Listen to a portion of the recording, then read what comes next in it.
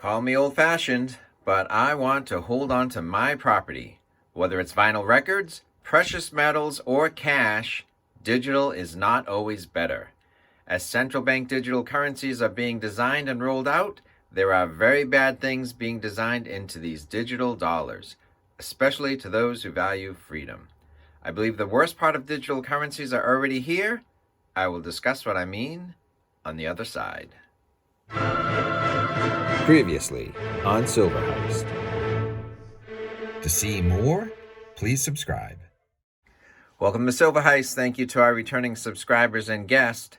This is a gold, silver, cash, and freedom-loving channel. I value personal responsibility and being accountable for your own actions. Mostly, I keep my head down, but as I go about my own business, I see that there's two types of people in this world. Those who want to be left alone, and those who want to control everything and everyone. As far as vinyl records go, I think the Police, Ghost in the Machine album art is pretty appropriate for digital dollars. The Ghost in the Machine has become very bad things. I have looked into CBDC'S, and I don't see central bank digital currencies as progress. For those who value private property and want to be left alone, I will let you know what I've found. I also want to share a special report that I just finished reading myself, and it opened my eyes to crucial topics. If you're concerned about central bank digital currencies, I consider this mandatory reading, so you're not falling into mainstream media bias. You can download it for free at the link in the description below, so we can all be on the same page on this topic. One thing I've recently covered on my channel is how I paid off my car loan early and how the cash no longer sent to a bank is now the budget for a monthly fractional gold coin. As I published that video, I found that many members of my audience are also not only debt-free of certain payments, but also value a manual transmission for their car. So there's a pretty decent overlap of those who like physical gold and silver and those who drive a car with a clutch. If you drive a car with a clutch, the world of self-driving cars is not seen as progress. Are you someone who wants to be engaged with where you are going and not at the mercy of technology?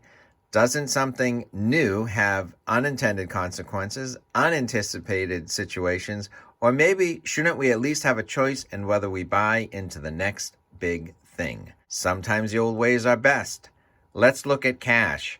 I certainly don't like that cash is not a good store of value or that inflation is eating away at cash's value, but I do like cash as a medium of exchange. Here are 3 unique benefits of cash, the physical kind. Cash makes managing your money clear and easy. Should you make that next purchase at the store? Should you go through McDonald's drive-thru today? What cash is in your wallet? You might have a $100 bill tucked in your wallet at all times for an emergency, but additional expenses or impulse buys have to pass the cash test, which is a bigger hurdle to cross than a debit or credit card test. The second benefit is that everyone can use cash and count cash. You don't need a smartphone, and you don't even need a bank account. People have used physical money for hundreds and even thousands of years. Of course, people have more cash than others, but at least we all agree on the method of payment and the medium of exchange. Cash is anonymous. You don't need to provide personal details about yourself. It does not create a paper trail of everything you buy, where you buy it, and when. Central bank digital currencies have none of those benefits for the individual. It's not anonymous. You must use the technology even if you like the old ways, and it puts the power of managing your money not in your hands, but in the hands of someone else. CBDCs could be like food stamps, but with more nanny state oversight. There are some politicians right now who want to program food stamps to not allow the purchase of soda, for example. Food stamps already cannot be used for hot-prepared foods like rotisserie chickens and are a benefit to provide nutrition, not convenience. And we can debate what should and shouldn't be expected when you provide a helping hand. But if you earn your own money, do you want your digital dollars program to disallow rotisserie chickens in favor of Soylent Green? If you earn money, do you want the option of spending it or saving it in your hands? Or would you accept the idea of money with an expiration date? Does a model citizen spend money right away to stimulate the economy because a central planner says so? Or should you determine your own priorities with spending today versus saving for a future need? In America, we have founding documents such as the Declaration of Independence, the Constitution, and the Bill of Rights. Other Western democracies, such as Canada, have a Charter of Rights and Freedoms with many similar concepts of innocent until proven guilty, due process, privacy, right to assemble, right to petition your government, right to mobility, and rights against unreasonable search and seizure.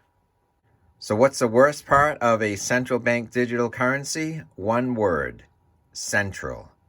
Digital currencies are too much power in the hands of a few, which can be abused to control the many. And is the worst part of CBDCs already here? Yes. Ask the Canadian truckers. You can disagree with their viewpoint, but they had the belief that they had the right to peacefully petition their government over the rules being imposed on their mobility and what medicine they should take.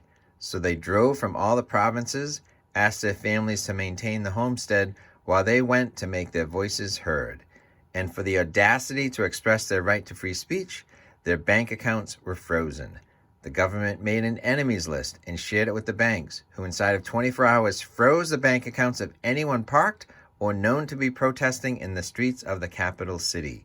While elected officials also communicated that those who had donated as little as $50 to a legal charity set up for the truckers might also have their bank accounts frozen.